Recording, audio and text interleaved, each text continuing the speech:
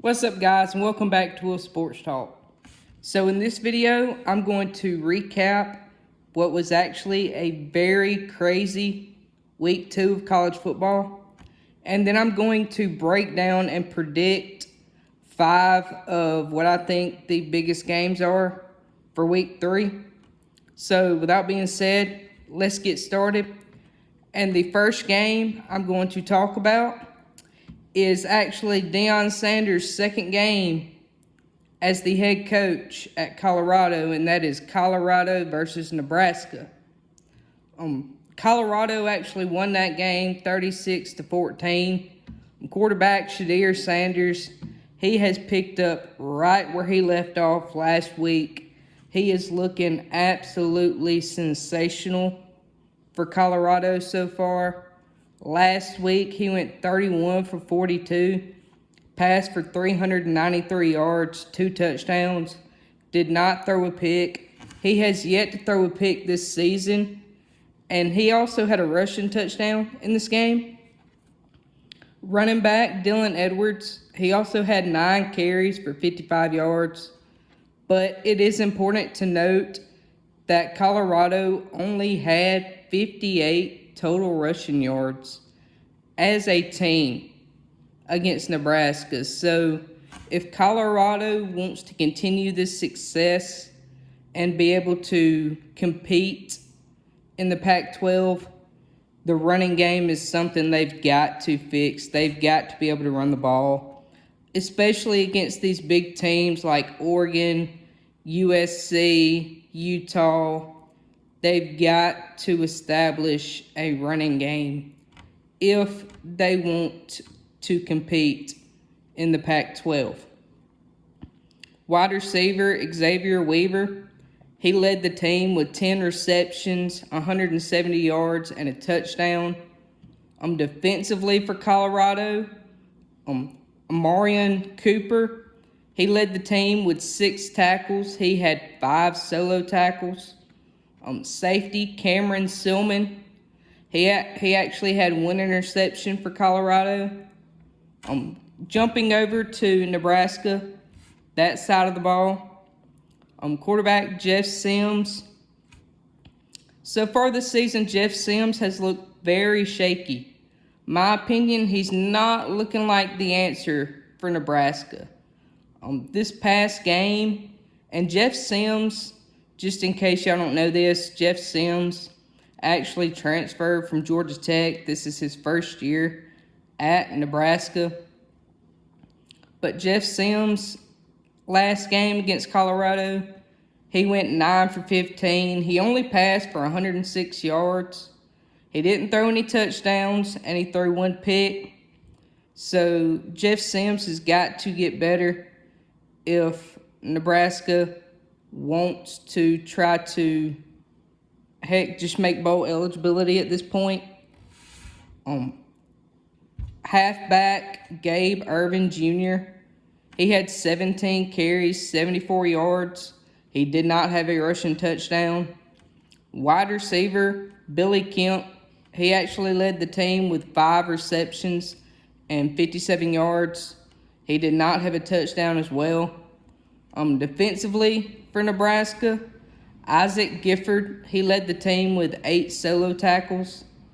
And Nebraska, their defense actually played really well in this game for the most part, especially in the first half. They kind of got tired in the second half. That offense for Colorado eventually started to wear this Nebraska defense down. But overall, this Nebraska defense was able to generate 8 sacks and 11 tackles for loss. So for Colorado, that offensive line has got to get better if they want to go anywhere. And like I mentioned, for the most part of this game, especially the first half, it was really a defensive struggle. It was 13-0 Colorado going into the second half. Colorado, they scored, I believe it was 2 field goals and a touchdown in the first half to start the game. But a big key in this game was actually turnovers. Turnovers was actually the story in this game. Colorado was actually able to force 4 turnovers against Nebraska, and 3 of those turnovers were in the first half.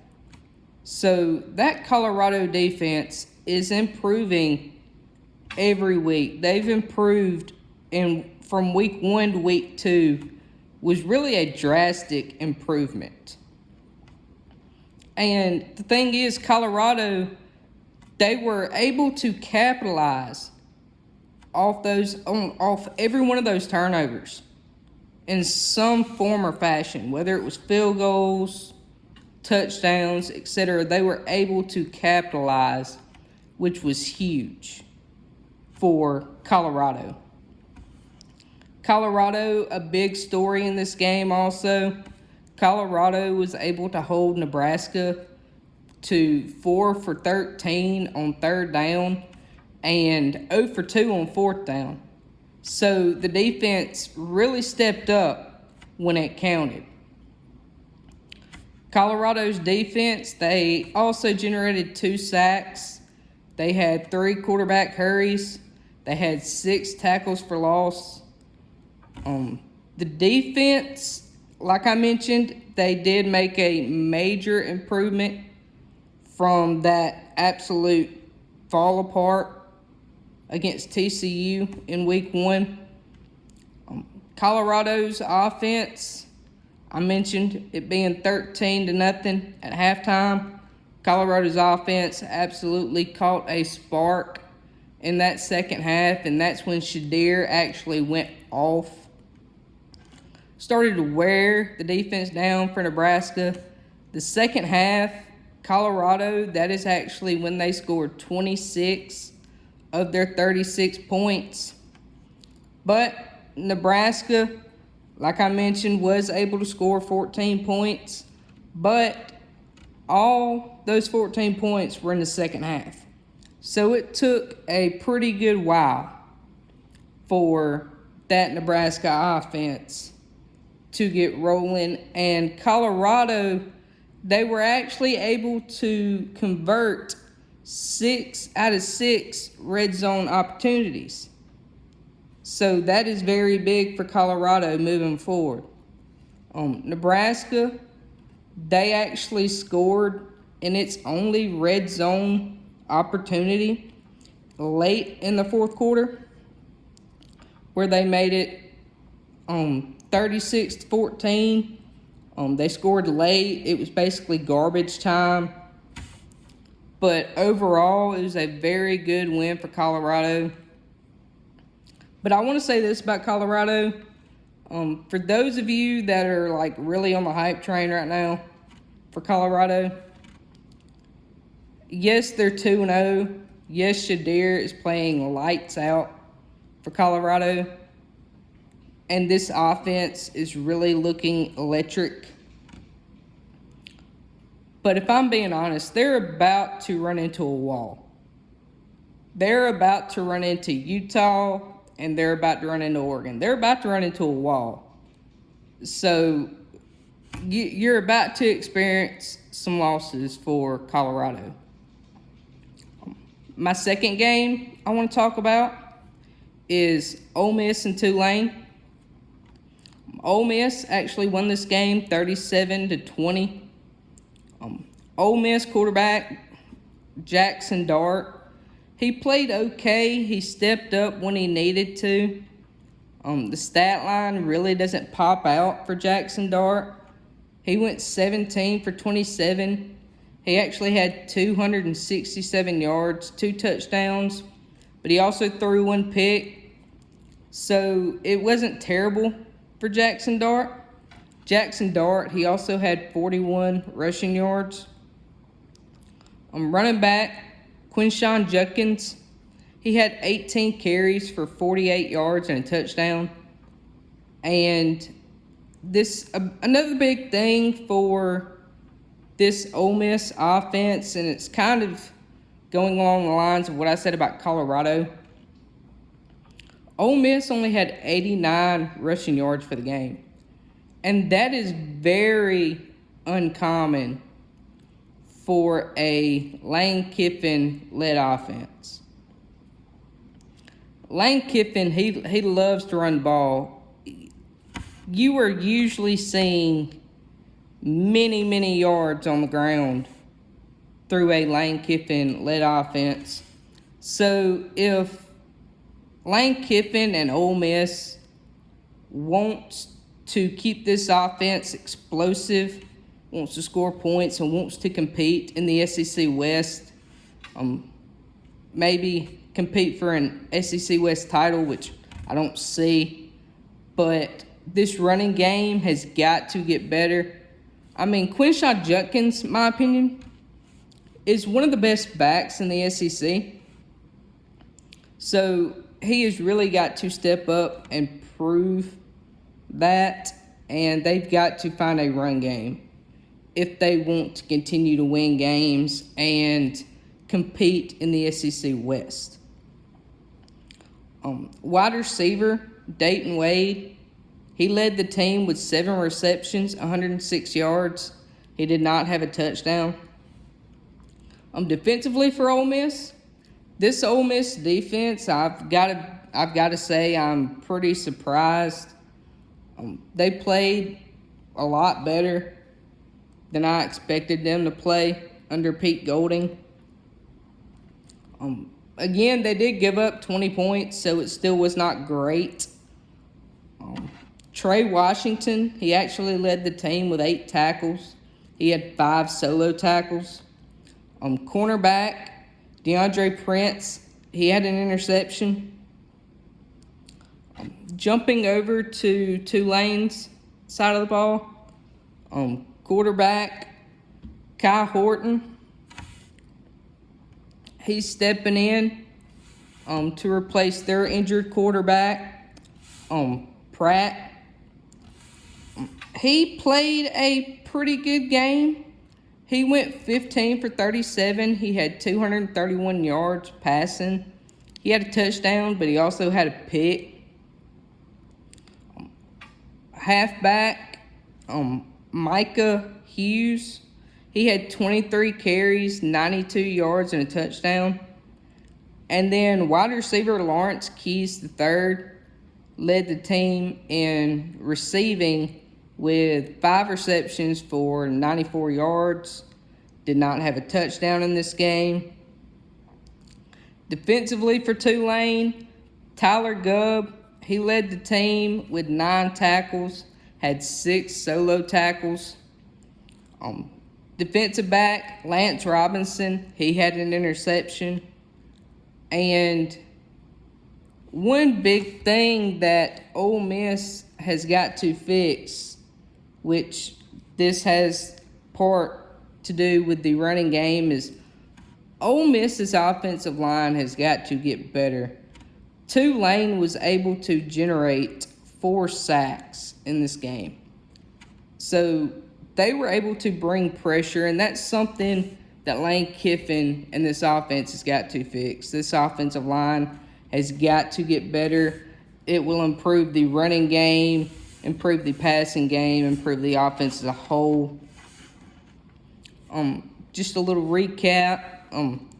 Ole Miss, I mentioned, struggled running the ball, which is unusual. That's something that needs to get fixed. Offensive line, very shaky. They really put a lot of pressure on Jackson Dart. Defense looked pretty good. It could improve. They did hold Tulane to only 3 points in that second half, which was a big reason they were able to come away with this victory. They outscored Tulane 27-3 in that second half. So overall, it was a good win for Ole Miss, a win against a very good Tulane team, a ranked Tulane team, which they were missing their star quarterback, Michael Pratt. That I don't know if that would have played a factor in it. I believe it would have made the game a little bit closer. But overall, it was a good win for Ole Miss. My third game I want to talk about is Texas A&M, Miami. And honestly, this game was really ugly for A&M. It really was. Miami, they won 48-33. Miami quarterback Tyler Van Dyke, he looked really, really good against this Texas A&M defense. If he keeps playing like this, he could be in the discussion for the Heisman Trophy. He played really, really well for Miami. He went 21 for 30, 374 yards, 5 touchdowns, and did not throw a pick in this game. You got running back Henry Parrish. He had 10 carries for 50 yards. They had 77 rushing yards as a team. So they've got to figure out how to generate a running game if they want to compete in the ACC. Wide receiver Xavier Restrepo. He had 6 receptions, 126 yards, 0 touchdowns. Also had wide receiver Jacoby George. He had 5 receptions, 94 yards. He actually had 3 touchdowns on the day. So he had a very good game for Miami. Defensively for Miami, James Williams, he led the team with 9 tackles. He had 5 solo tackles on the day. Safety, Cameron Kinchens, he had 1 pick. Cornerback, Corey Couch, he also had a pick. Miami also forced a fumble for the defense. That defense had a heck of a day, especially in the second half. But jumping over to Texas A&M, Texas A&M quarterback Connor Wakeman, he actually went 31 for 53. He passed for 336 yards, 2 touchdowns, but also had 2 picks.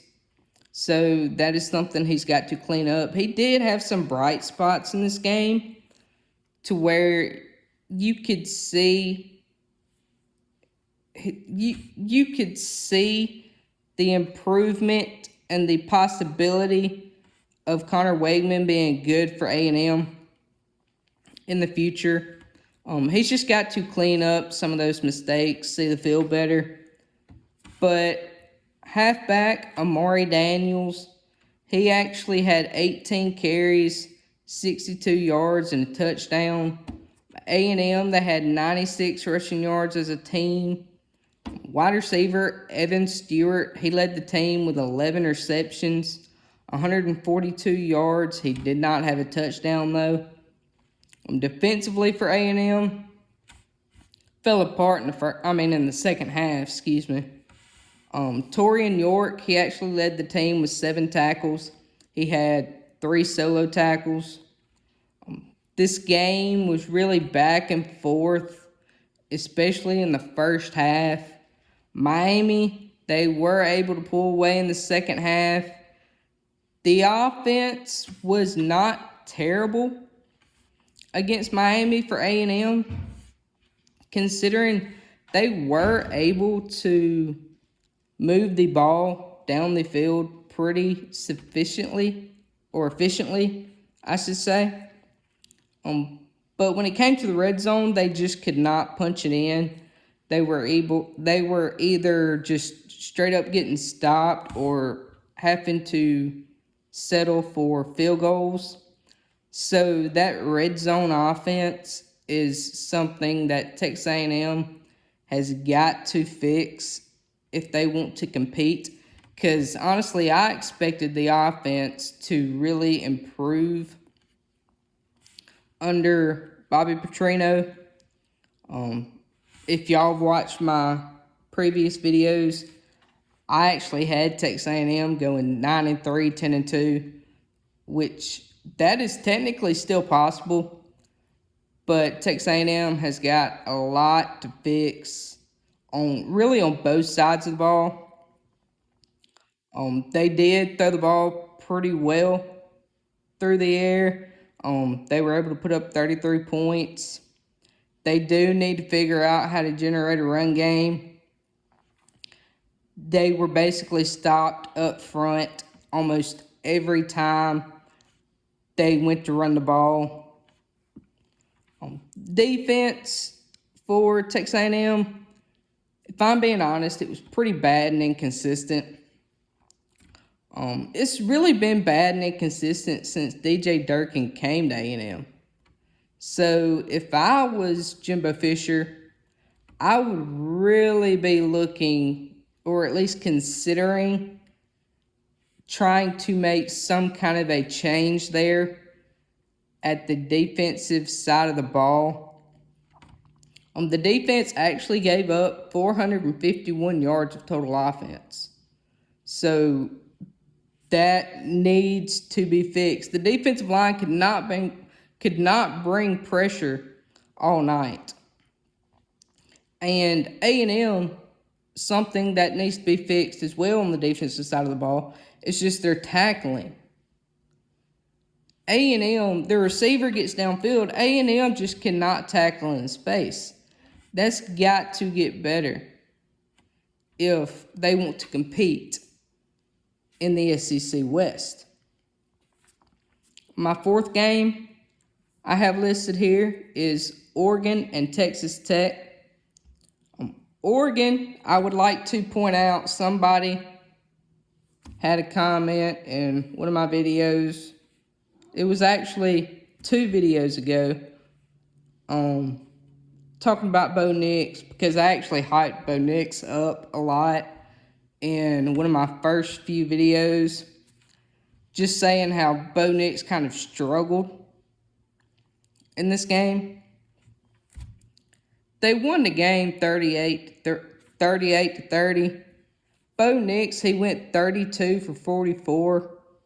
He had 359 yards passing, 2 touchdowns, did not throw a pick, and he also led the team in rushing with 9 carries for 46 yards. So, I don't know, but that don't look like struggling. And on top of that, they won the game. So, but running back Bucky Irving, he had 11 carries, 38 yards, and a touchdown. Wide receiver Troy Franklin, he had 6 receptions, 103 yards, and a touchdown. Defensively for Oregon, Jeffrey Baza, he led the team with 9 tackles. He had 8 solo tackles. He also had 1 tackle for loss and 1 interception, which he did return 45 yards for a touchdown. Defensive back Brian Addison, he had an interception. Defensive back Kyrie Jackson, which some of you may know, actually transferred to Oregon from Alabama. He had an interception. So the defense really had a good day. Really, the defense and offense both. Jumping over to Texas Tech, quarterback Tyler Shaw, he went 24 for 38, 282 yards. He had 3 touchdowns, but he also had 3 picks. So that's something he's got to clean up. Tyler Shaw, he actually led the team in rushing as well. He had 23 carries, 101 yards, and a touchdown. Halfback Taj Brooks, he had 6 carries for 66 yards. And then wide receiver Jaron Bradley, he led the team with 5 receptions, 83 yards, and a touchdown. So, defensively for Texas Tech, Dodrian Taylor, he actually led the team. He had 12 tackles. He had 11 solo tackles. Just a little recap of the game, and really the thing in this game is penalties played a big factor in this game. That's why this game was so close. That's why it was a 38-30 game, is penalties played a major factor in this game. That's why Texas Tech was in this game to start with. Because Oregon, they really dominated both sides of the ball from start to finish. They had 472 total yards of offense. Oregon had 21 first downs. Oregon did not turn the ball over at all in this game. And they scored 38 points. So the offense had a very, very good day. Defensively, Oregon generated 4 sacks. They had 4 turnovers. And really 4 turnovers. If you have 4 sacks and 4 turnovers, especially the 4 turnovers, if you have that in a game, that's usually enough to win a game pretty convincingly. But like I said, penalties killed them. Oregon had 14 penalties for 124 yards and gave Texas Tech 6 first downs off of penalties. So if Oregon wants to go on a run, beat a Utah, they've got to clean up those penalties if they want to compete for a Pac-12 championship. But my last game that I want to talk about from this previous week was actually the big game, Alabama and Texas. College Game Day was there. SEC Nation was there. It was the biggest game of the weekend. Texas ended up pulling a shocker and defeating Alabama 34-24. And that 34-24 victory for Texas was actually Alabama's first home loss in 22 games. So that is huge for Texas. And Texas's quarterback, Quinn Ewers, he had a very, very good game. He was playing like a Heisman contender in this game. Most of you may have watched my Heisman contender video. I believe Quinn Ewers was first on my list. So if Quinn Ewers keeps playing like he played against Alabama, he could have a real possibility to go to New York. Quinn Ewers, he went 24 for 38. He passed for 349 yards, 3 touchdowns, did not have a pick. He pretty much, just like he did last year before he got hurt, tortured this Alabama secondary from every aspect. And this game for Texas really proves the point that if Quinn Ewers never gets hurt in that game last year, Texas wins that ball game. This game pretty much proves it. But running back, Jonathan Brooks, he had 14 carries, 57 yards and a touchdown. Texas, they actually had 105 rushing yards for the game. Wide receiver, Ja'Tavion Sanders, he led the team with 5 receptions, 114 yards. He did not have a touchdown, though. Defensively for Texas, Jaden Catalon, he had 7 tackles. He had 6 solo tackles. And he also had a tackle for loss. DB, Jerrion Thompson, he had an interception. Jahdae Barron, he had an interception. So the defense for Texas had a great game as well. Jumping over to Alabama's side of the ball, very sloppy all-around performance. Alabama's quarterback, Jalen Milroe, he went 14 for 27, passed for 255 yards, passed for 2 touchdowns, but he also had 2 picks. And Jalen Milroe, he also had 15 carries for 44 yards. Halfback Jace McClellan, he had 15 carries, 45 yards. He did not have a touchdown. Alabama actually had 107 yards rushing the entire game. Wide receiver Kobe Prentice, he led the team with 5 receptions, 68 yards. He didn't have a touchdown. And defensively for Alabama, Tresman Marshall, for those of you who don't know, Tresman Marshall transferred from Georgia to Alabama this season. He actually led the team in tackles. He had 10 tackles. He had 5 solo tackles. And a big key in this game is Alabama actually forced no turnovers in this game. That is not something you usually see from an Alabama defense. That especially is not something I would see from a Kevin Steele-led Alabama defense. Because Kevin Steele, my opinion, is a pretty good defensive coordinator. But just to kind of recap this game, like I said, this Alabama team that stepped on the field against Texas, that is not the Alabama team that people are used to seeing under Nick Saban. There were several factors that led to this loss for Alabama. Texas, they dominated both sides of the ball, offensive line and defensive line, especially in the second half, because it was a very, very close game at halftime. I believe Alabama was winning by 3 at the half. Texas, Alabama, that defensive line for Alabama, they've got to get aggressive.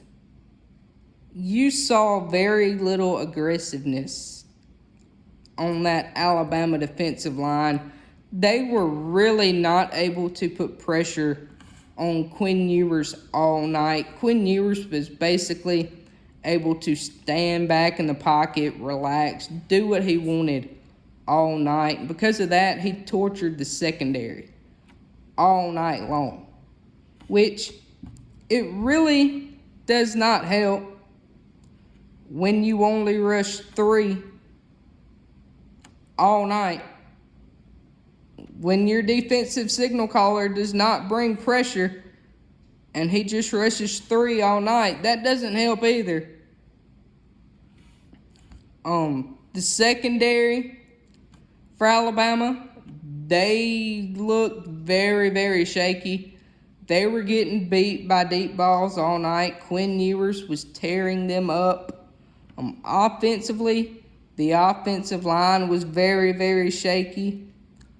They were able to pop off a few runs, but for the most part, every time Alabama went to run the ball, they were either stopped at the line or very little gain. So this offensive line has got to get better. This offensive line actually allowed 5 sacks, and I'm not going to put it all on the offensive line because, the offensive line is part of the reason you saw those two interceptions from Jalen Milroe, but you can't put it on the offensive line. Jalen Milroe, especially I think it was that second interception, he had time on that second pick. He just made a poor decision. Jalen Milroe has got to get better at his decision making. He's got to get better at reading defenses if he wants to prove his role as the starting quarterback, which I told most of you before the season that Jalen Milroe is not my pick. My opinion, he's not the guy. I told all of you before the season which I made that video before Alabama got Tyler Buchner. But if I had to choose now, I would want Tyler Buchner in there. I don't think Jalen Milroe's the guy. They were trying to make Jalen Milroe do too much in this game. They were trying to turn Jalen Milroe into something he's not, and that is a pocket passer. Jalen Milroe is a true dual-threat quarterback, and they were not treating Jalen Milroe like a dual-threat quarterback. They were trying to treat Jalen Milroe as a true pocket passer. And if they keep doing that, that's going to cost them down the road. But overall, Texas really dominated this game. It was a very, very good win for Texas. I said in one of my previous videos that if Texas could get by this Alabama game, that they have a very, very good shot of making the playoff. And the fashion that they won this game in, I fully expect Texas to completely wipe out the rest of the schedule, considering their next toughest test is Oklahoma. And I believe Oklahoma could give them a run for their money, but I do expect them to win that game. I expect them to win the Big 12, and I expect them to make the college football playoff. As far as Alabama, unless they get better on both sides of the ball, I see 10-2, 9-3 at best for Alabama. I don't see this being a year where they get to the SEC championship or even the playoff. They've got a lot of improving to do. I don't see this being Alabama's year. But since I'm done recapping the game from last week, I want to jump in to 5 games for week 3, this coming up week, and do some predictions. And this first game I have listed here is Mississippi State and LSU. They're playing in Starkville this year, so that's going to be a big factor. LSU, they're 9.5-point favorites. I see this game being a low-scoring game. I see this being a tight game. I do see LSU pulling this out, but I will take the plus 9.5 for Mississippi State. I don't see LSU covering the spread. My next game is Georgia, South Carolina. I believe they're playing in Athens. I really like Spencer Rattler for South Carolina. This Georgia offense is pretty shaky. I don't really trust it that much. I do expect Georgia to win the game, but I expect South Carolina to cover. I'm going to take the plus 27.5. Florida, Tennessee. Tennessee's favored by 6.5. This game, I believe, is in the Swamp. And this will be the first time that Tennessee has won, if they win, has won in the Swamp in a very, very long time. And Tennessee's offense, they struggled a lot. They struggled majorly in that game against Ball State. I do expect a bounce back for this offense. Joe Milton is still a very good quarterback, one of the top quarterbacks in the SEC, if you ask me. I expect a major bounce back for this offense against really a pretty bad Florida team.